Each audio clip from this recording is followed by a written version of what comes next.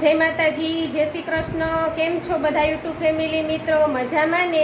મજામાં જશો તો આજે આપણે એવો વિડીયો બતાવવાના છીએ કે નવરાત્રિમાં ઘટ સ્થાપના કઈ રીતે કરવી।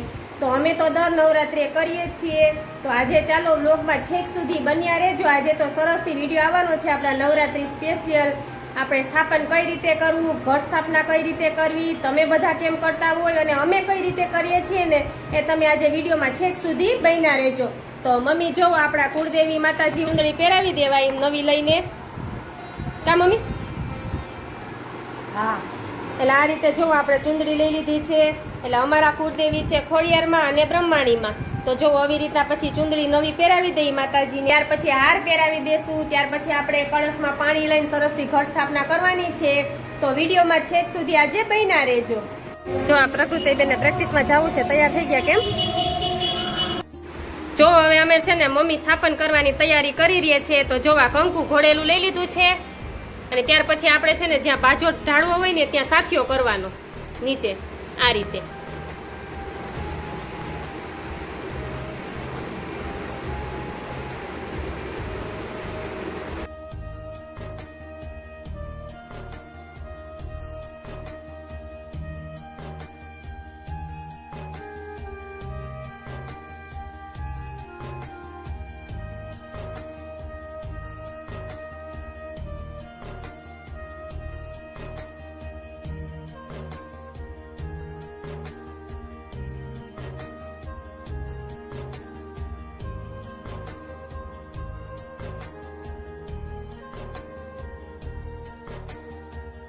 જો આપણે ત્યાર પછી એની ઉપર જો આપણે એક સિક્કો મૂક્યો છે, એની ઉપર આપણે કંકુનો ચાંદલો કરી લેવાનો છે।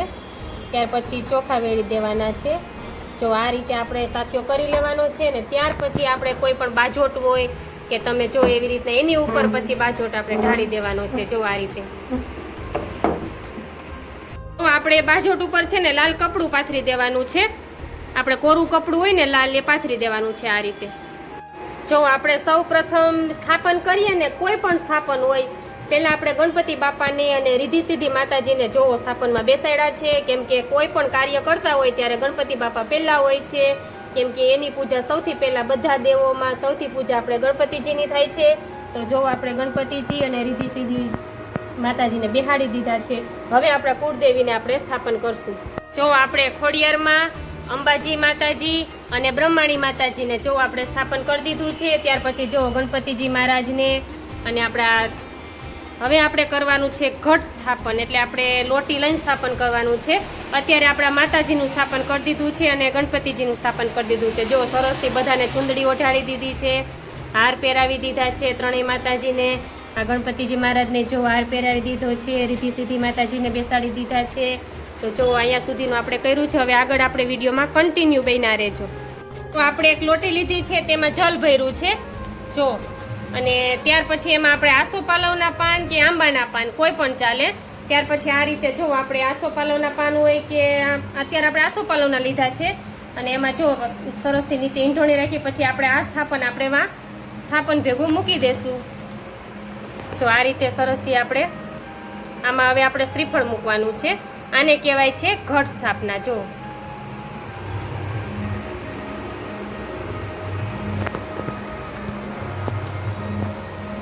જો સરસથી આપણે લોટી લીધી છે, ત્યાર પછી આપણે જો એવી રીતના સરસથી શ્રીફળ આપણે એડ કરવાનું છે।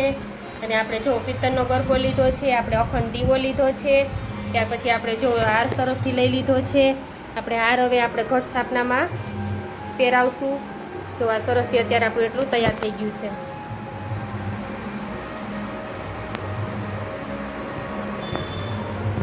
જો આપણે આ રીતે આપણે માતાજીને જ્યાં સ્થાપન કર્યું છે ત્યાં આપણે કરી દીધું છે। ત્યાર પછી હવે આપણે એને ચુંદડી ઓઢાડવાની છે। જો ત્યાર પછી આપણે હાર પહેરાવાનો છે।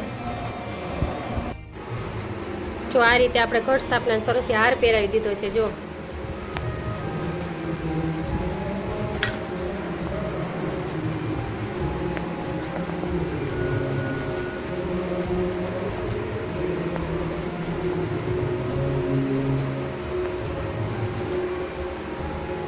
કંકુનો ચાંદલો કરી દીધો છે।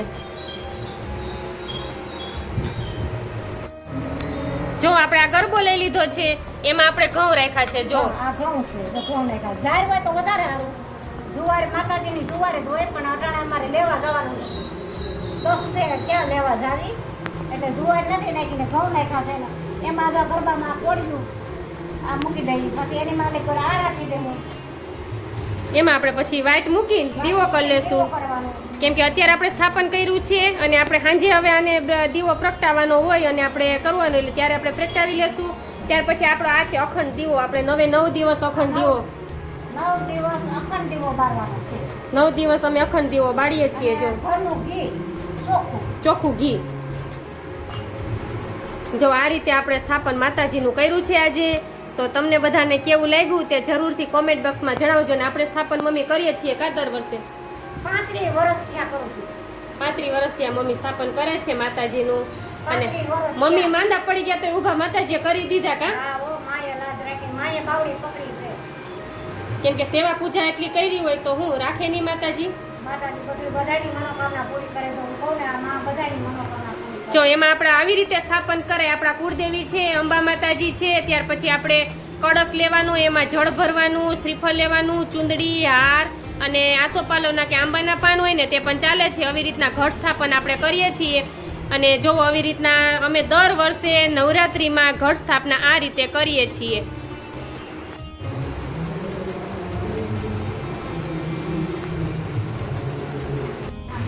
હવે જો આસોપાલવના પાન લઈ લીધા છે એનો આપણે છે ને આપણે કેમ કે તહેવાર આવ્યો કહેવાય આ માતાજીની નવરાત્રિ છે ને એને તહેવાર આવ્યો કહેવાય એટલે મમ્મી કહે છે કે આપણે આને પાનનું તોરણ બનાવી લઈએ કા એટલે અમારે છે ને એક આપણે અહીંયા દરવાજે રૂમના દરવાજે એક નીચે આપણા મેન દરવાજે અમે સરસ તોરણ બાંધી દેશું કેમ કે નવલા નોરતા છે તહેવાર છે આપણો એટલા માટે અને હજુ અમે છે ને ધૂપ કરવા માટે ધૂપ પણ છે ચાલો એ પણ તમને બતાવું તો જો આપણે સ્થાપન તૈયાર થઈ ગયું છે કઈ રીતે કર્યું છે તે તમે વિડીયોમાં જોયું છે આપણે બાજોટ નીચે સૌથી પહેલા સાથીઓ કર્યો છે ત્યાર પછી જો આપણા કુળદેવીને બેસાડી દીધા છે અંબાજી માતાજીને બેસાડી દીધા છે કેમ કે આ નવલા નોરતા તો નવ દુર્ગા માતાજીના હોય છે એટલે બધા માતાજીના નવલા નોરતા હોય છે એટલે આપણે સ્થાપનમાં આપણા કુળદેવી માતાજીને લેતા હોઈએ છીએ ત્યાર પછી સૌથી પહેલા આપણે ગણપતિજી મહારાજને લીધા છે અને આપણે નવલા નોરતામાં તમને ખબર જ હોય છે કે ગરબાનું મહત્વ હોય છે એટલે આપણે જો ગરબો પણ લઈ લીધો છે ને અમે ગરબો છે ને આ પિત્તળનો વાપરીએ છીએ કેમ કે મમ્મી કેટલા વર્ષથી આ પિત્તળનો ગરબો પ્રગટાવે છે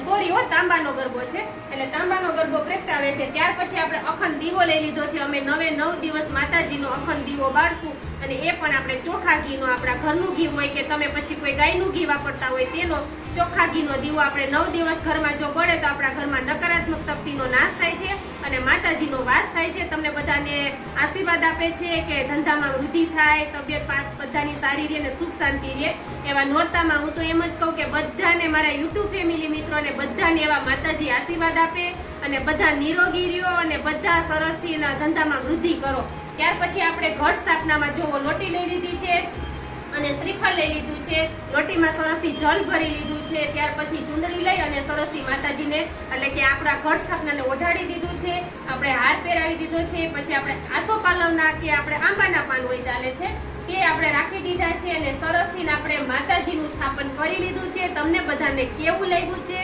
તે મને કોમેન્ટ બોક્સમાં જરૂરથી જણાવજો ભૂલતા નહીં કેમ કે આજે આ મારો ફર્સ્ટ વિડીયો જોવો તો પણ તમારે એ જ છે અને અત્યારે મારો આ વિડીયો જોવો ને તો એ જ છે ફર્સ્ટ વિડીયો મારો હતો કે માતાજીનું નવદુર્ગાનું સ્થાપન કઈ રીતે કરવું મારી ચેનલ ચાલુ કરીને ત્યારથી અને આજે પણ મારો વિડીયો એ જ છે કે માતાજીનું ઘટ સ્થાપના આપણે કઈ રીતે કરી છે અને અમે બધા માતાજીને બહુ જ માનવાવાળા છીએ અને બધાને કેવો વિડીયો લાગે છે ને તે પણ કોમેન્ટ બોક્સમાં જણાવજો ચાલો હવે આગળ જુઓ અમે ધૂપ પણ લીધો છે અમે ધૂપ કયો ઉપયોગમાં લઈએ છીએ તે પણ હું તમને આગળ જો આપણે આ નવરાત્રીમાં છે ને અગરબત્તીને ધૂપ એવો સરસથી લઈ આવ્યા છીએ જો આ છે ને પાંદડીયો ધૂપ છે આપણે છે ને પાંદડીયો ધૂપ છે ત્યાર પછી જો આ મોટી સ્ટીક લીધી છે મોટી અગરબત્તી છે કેમ કે નવરાત્રીમાં આપણે આખો દિવસ અગરબત્તી ચાલુ રહીએ એટલા માટે મોટી અગરબત્તી લીધી છે ત્યાર પછી આ પણ ગૂગલની જો મોટી અગરબત્તી છે આ પણ ગૂગલની છે ને આ પણ ગૂગલની છે ત્યાર પછી જો આ પણ એક મોટી લીધી છે સરસથી જો આની સુગંધ બધી બહુ જ સરસ હોય છે એટલે નવરાત્રીમાં અમે છે ને મોટી અગરબત્તી લઈએ એટલે કેમ કે આપણે થોડી વારે કરવી નહીં એટલા માટે ત્યાર પછી જો આ પણ છે ધૂપબત્તી છે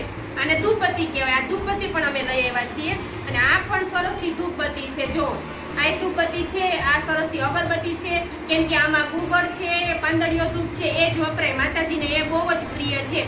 અને લોબા ને એ બધું છે ને પીર બાપાને હોય છે. આપણે માતાજીનું કાર્ય હોય ને એમાં પાંદડીયો ધૂપ ને ગુગળનો ધૂપ હાલે છે. ત્યાર પછી હવે તો કંઈક આધુનિક વસ્તુ આવી ગઈ છે. જો આપણે પહેલા છે ને આવું ન આવતું.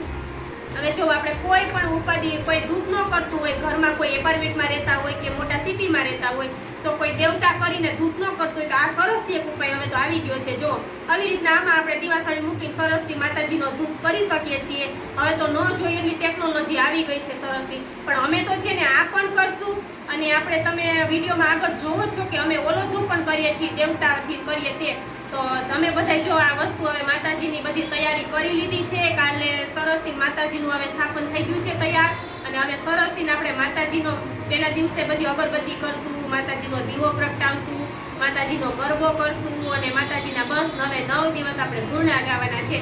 તો ચાલો તમને અમારો વિડીયો કેવો લાગ્યો છે તે જરૂરથી જણાવજો અને કોમેન્ટ બોક્સમાં જરૂરથી જણાવજો.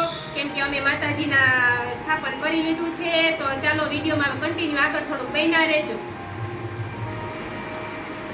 તો આપણે સ્થાપન થઈ ગયું છે સરસથી. અને ત્યાર પછી હવે આપણે રસોઈની તૈયારી કરવા માંડીએ છીએ. તો રસોઈમાં શું બનાવવાનું છે? તો દાળ ભાત શાક રોટલી. તો તમને મારો વિડીયો કેવો લાગે છે? બધા વિડીયા જોવા કેવા ગમે છે તે જરૂરથી જણાવજો. કેમ કે આપણે બહુ સવારમાં આજે વહેલા ઉઠ્યા હતા, કેમ કે સ્થાપન કરવું હતું એટલા માટે. કેમ કે વહેલું મુહૂર્ત હતું એટલા માટે. લાત તો અત્યારે એમ થાય છે કે આખું બંધ કરીને સૂઈ જાવ એવું થાય છે. કેમ કે વહેલું ઉઠવું પડે, મુહૂર્ત બધું આપણે સાચવવું પડે, બધી તૈયારી કરવી પડે, માતાજીના બધી સાફ સફાઈ કરવી પડે. એટલા માટે તમને મારો વિડીયો જોવો કેવો લાગ્યો છે કોમેન્ટ બોક્સમાં જરૂર જણાવો. તો બસ આવી રીતે અમે નવા વિડીયો તમારી સમક્ષ રજૂ કરતા જઈશું. ફેમિલી બ્લોગ, રૂટિન કાર્ય છે, પછી આવા ધાર્મિક વિડીયો છે. તો ચાલો હવે આપણે આવતીકાલે મળશું કંઈક નવા વિડીયોમાં કંઈક નવી વસ્તુ સાથે. તો જય માતાજી, જય શ્રી કૃષ્ણ અને બાય બાય.